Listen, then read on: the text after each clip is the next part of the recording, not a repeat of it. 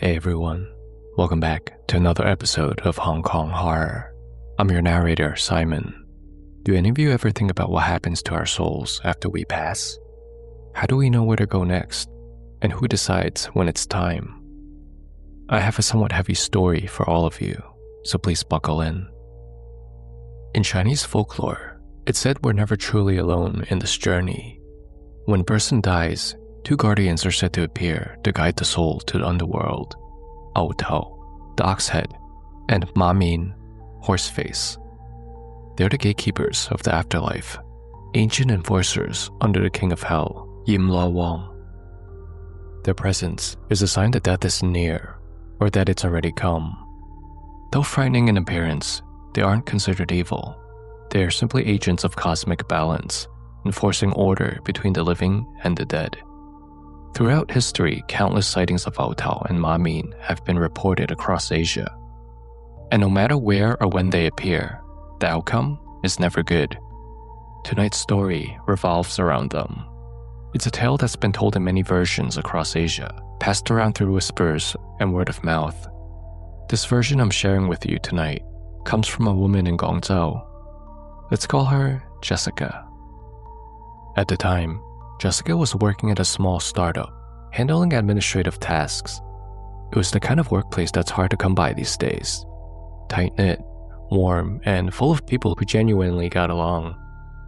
Most of her coworkers were around her age, and over time, they became more like friends than colleagues. They ate together, went out together, and often hung out after work hours just to unwind. It wasn't just a job, it felt like a little close group of friends from college.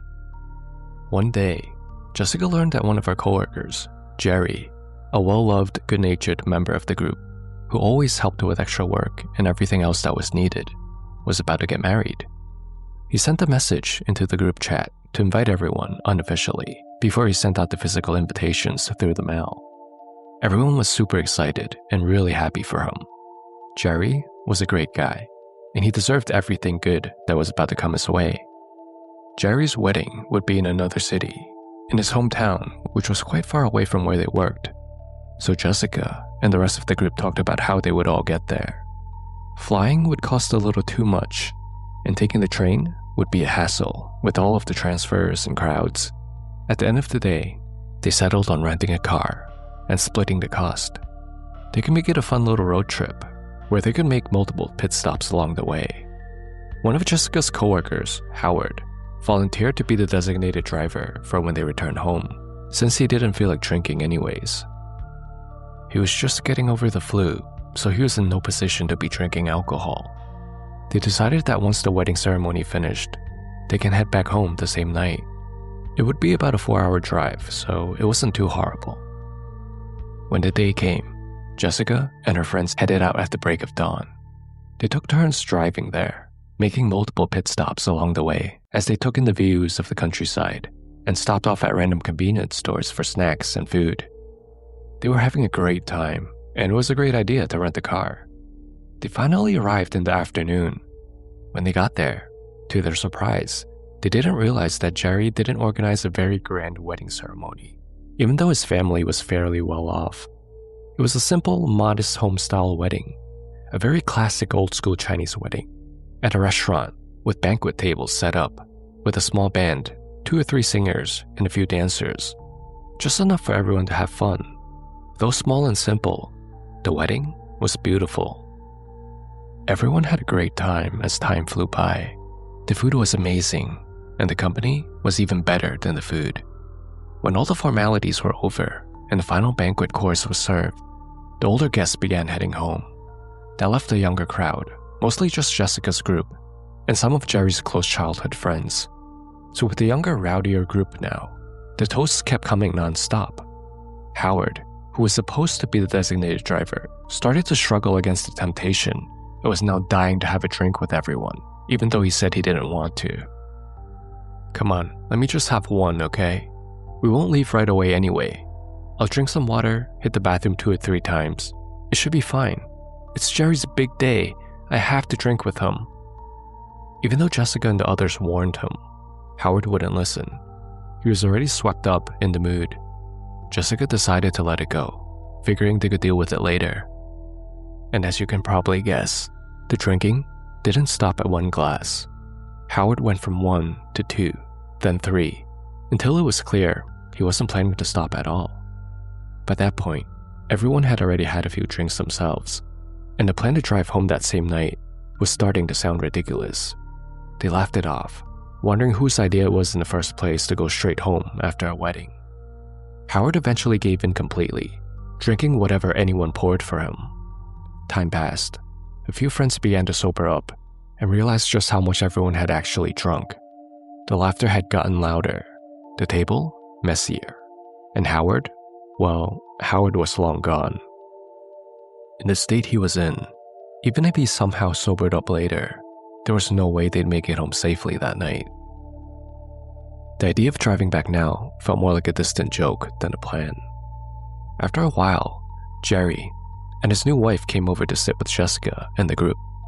He took one look at them and shook his head. None of them were in any condition to drive. He told them to forget about heading home that night. He was worried for their safety and would feel better knowing that they stayed to sleep it off. Jerry said he'd arrange a few rooms nearby for everyone, just for the night. Then, with the same easygoing smile, he told them to stop by his house in the morning for breakfast before heading back home the next morning. Jessica and the others agreed without hesitation. She watched as Jerry stepped outside to make a phone call, speaking to someone for a few minutes, before returning with a satisfied grin. "It's all set," he said. 2 rooms, booked and ready. He explained that the place was easy to find, a yellowish hotel near the entrance of town, probably the biggest building in the area. If they drove out slowly, they wouldn't miss it. Once the party wrapped up, they could head straight over and rest. Jerry said that he had already paid for the rooms. All they had to do was show up. After Jerry said that, everyone finally relaxed. The pressure of having to sober up for a long drive disappeared, replaced by easy laughter and the comfort of knowing they had a place to stay. They kept eating and drinking without worry, enjoying the last stretch of the night. By around 11 p.m., the band had packed up and the music faded. One by one, they decided it was time to leave the wedding hall and head to the hotel that Jerry had booked for them. The night air outside was cool, and for the first time all evening, things felt calm. When they left the venue, Howard didn't drive. He was too far gone by then, so Jessica took the wheel. Out of everyone, she was the most sober, and the hotel was only about 5 minutes away. If she drove slow, it would be fine. The night had grown late, and being such a rural town, the roads were completely empty. As Jessica drove, a chill crept over her. She couldn't help the goosebumps running down her arms. The road ahead was pitch black, swallowed by darkness on both sides. The only light came from the narrow beam of her headlights cutting through the emptiness. She wasn't used to driving on roads like this. It was super rural and strangely still. The deeper they went, the more the silence pressed in around them. As they drove along the empty road, they noticed a small grocery stall on the roadside, still open even at this hour. It looked like a local 24-hour shop, the kind run by a family that never really sleeps. So they pulled over and decided to grab a few more drinks to take with them, just enough to keep the celebration going once they reached the hotel. They finally made it to the hotel. It turned out to be a small family-run place. Modest, but clean. The kind of roadside hotel you'd expect to find in a sleepy town like this. Although Jerry had booked 2 rooms, everyone ended up cramming into one. They set their bags down, unpacked the bottles they just bought, and started the after party. Laughter filled the room again, echoing off the thin walls. For a while, it almost felt like the night would never end. Sometime past midnight, one of the friends leaned back and said that he was thinking about Jerry. The night still felt young, and the idea suddenly seemed perfect. "Why don't we call him?" he suggested. "Get him to come over and keep drinking with us." A few people in the group waved the idea off. "No, stop. Don't bother him," someone said.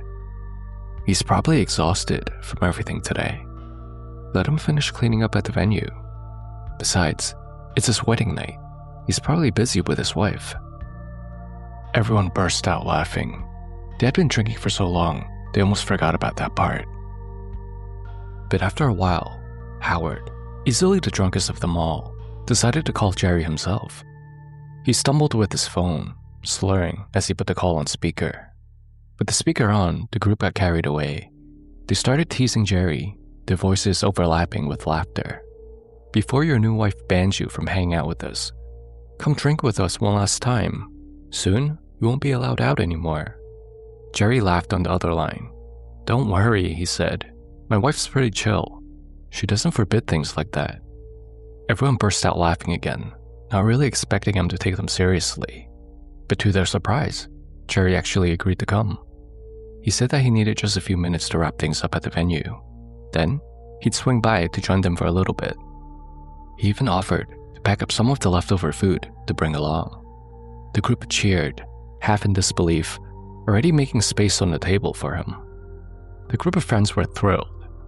Time slipped past midnight, until around 12:30 a.m., when the faint sound of a motorcycle engine approached from outside. It was Jerry's bike. Everyone lit up, excited that he actually came. But as he stepped into the light, their excitement wavered. Jerry looked different. The cheerful groom they had seen earlier was gone. His face was pale, his eyes sunken, dark circles etched beneath them like he hadn't slept in days. They brushed it off though, assuming the exhaustion had finally caught up to him after a long wedding day.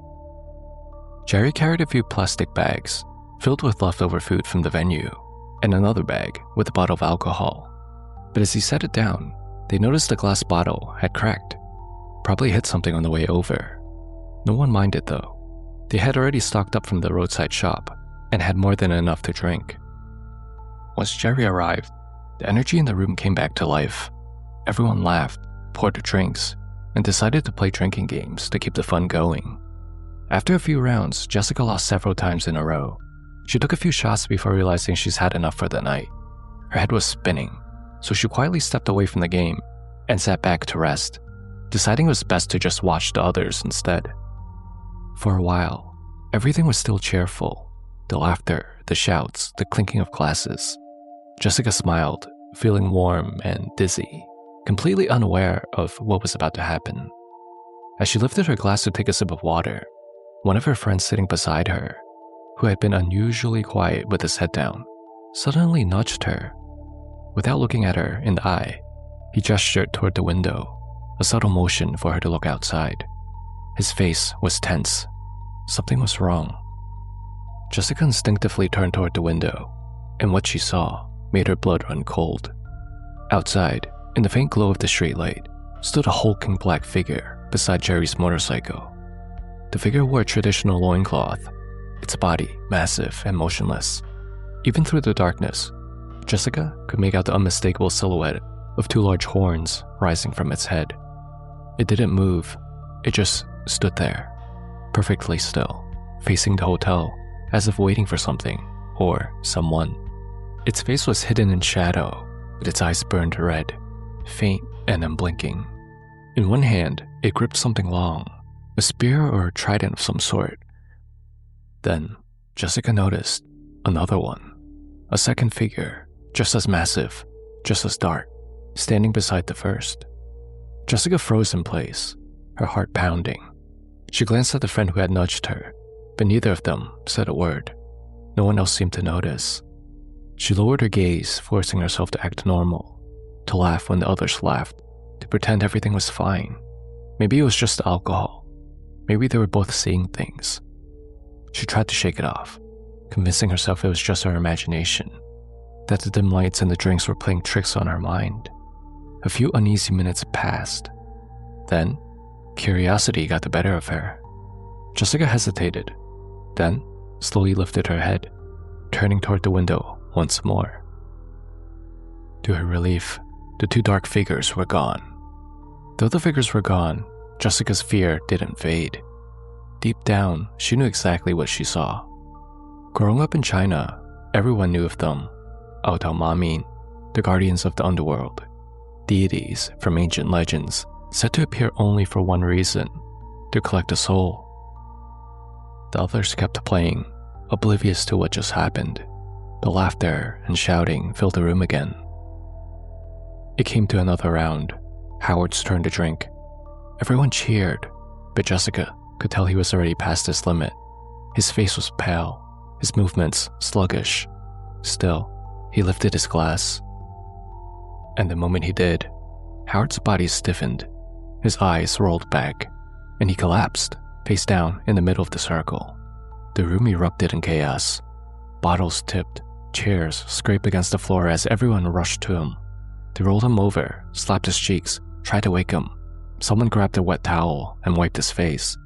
Then, one of the friends pressed a hand beneath Howard's nose and shouted in panic, "He's not breathing." Jessica immediately dropped to her knees and started CPR, though none of them really knew how to do it properly. Panic filled the room. Every second felt endless. Then, out of the corner of his eye, Jerry froze. He had just seen what Jessica and that quiet friend earlier had seen. The figures. They were back, standing outside again. Only this time, they were closer. Without a word, Jerry ran outside, shouting at them to leave. Everyone in the room knew what these figures were. Jerry must have thought they had come to take Howard's soul. He stepped out and slammed the door behind him, as if trying to keep the rest of them safe, afraid that these things might drag Howard's spirit away. Inside, Jessica and the others kept trying, pressing on Howard's chest, slapping his face, begging him to wake up. Someone called for an ambulance, pleading for them to come as quickly as possible. But no matter what they did, Howard wouldn't wake up. Everyone was in shock. Moments ago, the room had been filled with laughter, and now, one of their friends laid motionless on the floor. When they finally opened the door and looked outside, the street was empty. The figures were gone. Jessica stood in the doorway, trembling. Deep down, she knew what that meant. Mamin had taken what they came for. She stepped out into the night, calling for Jerry, but there was no answer. His motorcycle was gone too. About 10 minutes later, the wail of an ambulance broke the silence. Paramedics rushed in and immediately began working on Howard. After several tense minutes, one of them shouted they had a pulse. Howard gasped, coughing weakly, his eyes fluttering open to everyone's relief. The paramedics quickly lifted him onto a stretcher and rushed him to the hospital, just in case. Everyone was crying by then, shaken, exhausted, devastated by how quickly the night had spiraled out of control. In the middle of the chaos, one of the friends' phones started ringing. It was Jerry's mother. Her voice trembled through the line as she asked, "Is Jerry with you?" The friend frowned. "No, he's not here. He just stepped out a little while ago, but we saw him not long ago." There was a pause. Then her voice broke. "The police just called me. Jerry's dead. He was in an accident." The friend froze. The phone nearly slipped from his hand. He shouted at everyone to be quiet, straining to hear. This couldn't be right. It didn't make any sense. Jerry had just been with them, drinking, laughing, talking like normal. How could he be dead? What happened? Where was the accident? Jerry's mother explained, her voice shaking, that around 12:15 a.m., after Jerry had finished cleaning up and was on his way to bring food to everyone, he had apparently ridden his motorcycle off the roadside and crashed. The police said he died instantly. She couldn't believe it. That's why she was calling, to confirm whether he might still be with them. Jessica and the others put her on speaker, insisting that it couldn't be true. "What do you mean he's dead?" one of them said. "He already came. He was just here. He brought the food himself. He sat and drank with us for at least an hour." There was silence on the other end, and then Jerry's mother spoke again, pleading softly. "Please, could you please go and check for me? I can't do it myself." Her voice cracked. "Please." Jessica and two others forced themselves to drive out, while the others followed the ambulance to the hospital with Howard. The road was silent, the night air heavy with dread. When they arrived, flashing red and blue lights illuminated the scene. The area was still cordoned off, an accident site. And there, laying beneath a white sheet, was Jerry. His motorcycle was wrecked at the side of the road. They could see bags of food and other belongings still hanging from the bike's handlebars, some scattered across the ground.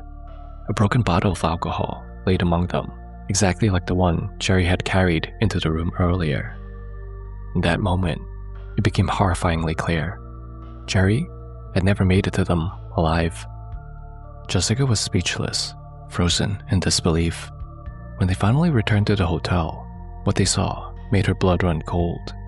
The dishes of food that Jerry had supposedly brought and plated for everyone were now nothing more than dry leaves. They all sat down later that night, trying to make sense of what happened. In the end, they only came up with one conclusion. Jerry had died on the way to them. He never made it to the hotel. As for Howard, he pulled through. Somehow, against all odds, he survived. So, what do you guys think happened here that night? Did Jessica and her friends simply drink too much, letting their imaginations run wild? Or did they truly witness something beyond explanation? And if Jerry had already died before he reached them, how did they all see him, talk to him, drink with him? Please pause the video here and let me know your thoughts in the comments below. Alright, now let's talk about what I think happened on this night from a Chinese cultural perspective. In my culture, Mamin are not evil spirits. They're officials of the underworld, serving under Yimlo Wang, the king of hell. Their job is to escort newly deceased souls to the afterlife. So when Jessica saw those two figures standing by the motorcycle, it symbolized that someone in that space had already died, or was about to. They weren't haunting the living, they were waiting to do their job. In many Cantonese ghost stories, these guardians can appear before or after death has taken place. If it's before death, they can appear near the dying person to signal that their time has come, sometimes visible only to the person who's about to pass. If it's after death, they act as collectors of wandering souls, ensuring that those spirits are guided or dragged to the underworld for judgment. So in Jerry's case, the two envoys appeared after he died, arriving at the hotel not to warn anyone, but to escort his newly departed spirit. That's why Jessica saw them standing near his motorcycle, his mode of death, as if waiting for him to finish what his spirit still needed to do. Cantonese belief holds that when a soul dies suddenly, especially in an accident, it's often confused or unaware of their death. The guardians must wait until that spirit finishes the final attachment or task before they can take it away. Here, Jerry's soul still wanted to deliver the food and celebrate with his friends, his final good-hearted intent. Mamin were therefore outside waiting, allowing him the last moment of closure before guiding him to the underworld. Their reappearance, closer this time, marked the moment when his duty was completed. And possibly, Howard's near-death experience created spiritual turbulence, momentarily confusing them on whose soul they were meant to take. So what about Jerry's spirit showing up to the hotel? From a spiritual perspective, Jerry's soul didn't know he was dead. This is very common in Chinese folklore. When a person dies suddenly or violently, like in a crash, their spirit often becomes confused, unaware that their physical body has already perished. So Jerry's ghost carried on his last intent, to bring food and drinks back to his friends. His soul followed through on that promise, not realizing he was doing so as a spirit. This kind of apparition is often called Yanwan Mei San, literally translates to the soul hasn't dispersed yet. It is believed that for the first 7 days after death, the spirit still lingers around familiar people or places, replaying its final thoughts or duties. You may now be wondering, but if Jerry went without Mamin, how does he continue to linger for the full 7 days? Great question.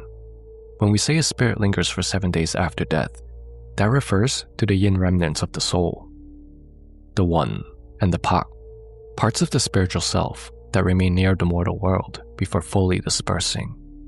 In Chinese belief, a person's soul isn't a single unit. It's split into multiple components, often described as Sanwan Sapat, 3 spiritual souls and 7 earthly souls. When someone dies suddenly, one part may immediately follow out Mamin to the underworld for judgment. Another part, the lingering consciousness, can remain temporarily on Earth, often revisiting family, friends, or familiar places. So the envoys collect the official soul for judgment, but residual imprints, memory, emotion, attachment may linger for days before fading.